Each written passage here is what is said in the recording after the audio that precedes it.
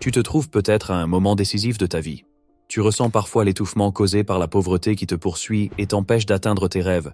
Mais souviens-toi, tu as le pouvoir de changer ton destin. Bien sûr, personne ne choisit son point de départ, mais tu peux choisir où tu vas finir.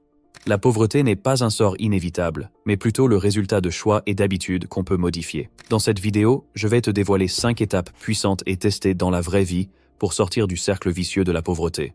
Ce ne sont pas de simples mots, mais des outils qui changeront ta vie si tu es prêt à les suivre avec tout ton sérieux et ta détermination. Si tu es sincère dans ta volonté de sortir de la misère, alors cette vidéo sera ton point de départ pour un vrai changement.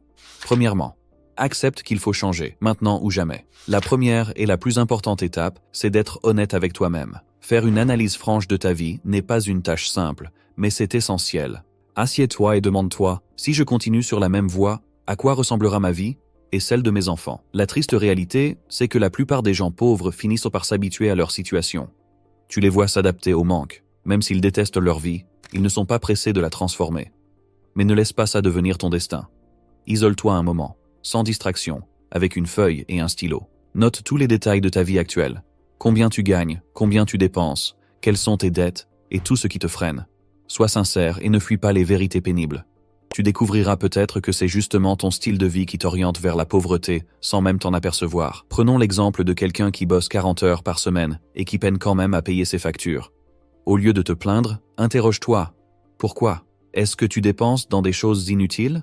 As-tu déjà écrit jour après jour toutes tes dépenses? Fais cet exercice pendant 30 jours, de façon stricte et honnête. Tu seras choqué de voir combien tu dépenses dans des trucs dont tu n'as pas vraiment besoin, privilégiant des achats superflus plutôt que l'essentiel. L'analyse sincère, c'est l'occasion de faire face. Tu ne peux pas changer ce que tu ne reconnais pas. Deuxièmement, définis le minimum vital et supprime tout le reste pendant 6 mois. Cette phase demande un vrai courage. Il est temps de passer en mode survie, où tu te limites à l'essentiel pour au moins 6 mois. Nourriture, électricité, eau, gaz, voilà les besoins primordiaux. Les autres choses du genre Netflix, Spotify ou l'achat fréquent de fringues, ce sont des extras que tu ne peux plus te permettre. Oublie-les pour l'instant. Tu dois dresser un plan précis, évalue exactement le coût de ta survie. Coupe tout ce qui peut l'être. Si tu habites un appartement trop cher, envisage de déménager vers un endroit moins coûteux. Si tu achètes chaque jour tes repas dehors, essaie de préparer à manger à la maison. Peu de gens prennent conscience de la somme astronomique qu'ils pourraient épargner en stoppant les dépenses futiles. Mais laisse-moi clarifier, ce stade n'est pas définitif. C'est un passage obligé pour te reconstruire financièrement. Ça pourrait être dur, mais comme on le dit souvent, la route vers le paradis ressemble parfois à un passage en enfer. Et un autre adage, celui qui connaît la valeur de ce qu'il cherche, trouvera le prix facile à payer. Ne sois pas de ceux qui refusent de sacrifier quoi que ce soit pour leurs objectifs. Chaque réussite demande un prix à payer. Prenons l'exemple d'un jeune qui dépensait 500 $ par mois pour la restauration rapide et les abonnements de loisirs. En décidant de couper ses postes de dépenses et de se mettre à cuisiner chez lui, il a réalisé une économie d'environ 300 $ par mois. Cet argent qui partait autrefois en fumée est alors devenu son fonds d'urgence. Troisièmement, trouve un job ou augmente le volume de travail que tu fais. Dès que tu as réduit tes frais au minimum, il est temps de passer à l'étape suivante. Augmenter tes revenus, car plus l'écart entre tes dépenses et tes revenus est élevé, plus tu te rapproches de la liberté financière. Ton travail actuel, même si tu y passes 40 heures par semaine, peut être insuffisant pour couvrir tes besoins.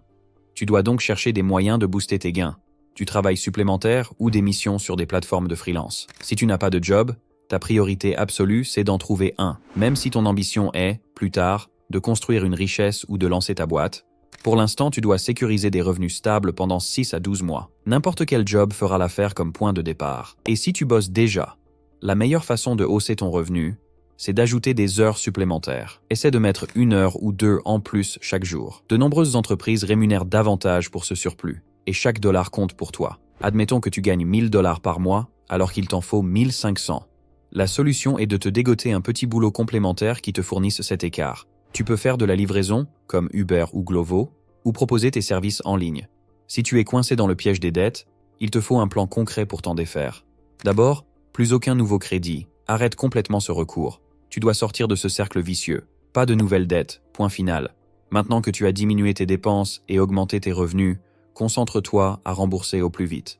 Classe tes dettes selon leur taux d'intérêt, en commençant par la plus élevée, parce que c'est là que la pression est la plus forte. Lance-toi dans un programme de remboursement structuré et tu verras, au fil du temps, tu commenceras à desserrer les taux de tes dettes.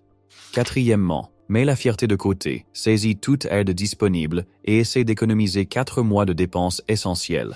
À ce stade, il te faut comprendre que les circonstances difficiles exigent de l'humilité et que tu laisses de côté ton ego. N'hésite pas à recourir à n'importe quelle aide ou ressource à t'apporter. Il ne s'agit pas de sacrifier ta dignité, mais d'agir intelligemment pour quitter la pauvreté. S'il y a de la nourriture gratuite, profite. S'il existe des allocations publiques ou des formules de transport subventionnées pour les revenus modestes, ne vois pas de honte à t'en servir. Tu penses peut-être qu'il est embarrassant de demander aux voisins de garder ton enfant pendant que tu pars bosser ou de voyager en bus plutôt qu'en voiture. En vérité, ces petites concessions construisent ton futur financier. Abandonner un peu de confort ou de superficialité aujourd'hui veut dire bâtir de solides fondations pour demain. Une fois que tu commences à reprendre la main sur tes dépenses et que tout se stabilise, c'est le moment idéal pour l'étape suivante.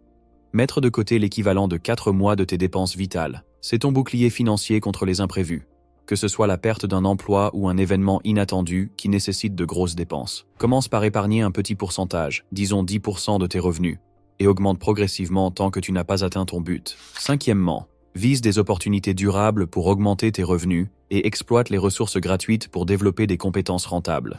Maintenant que tu as eu la patience d'épargner 4 mois de tes dépenses de base, il est temps de penser à la suite. Faire grandir tes revenus de manière pérenne, pas seulement en accumulant des heures sup.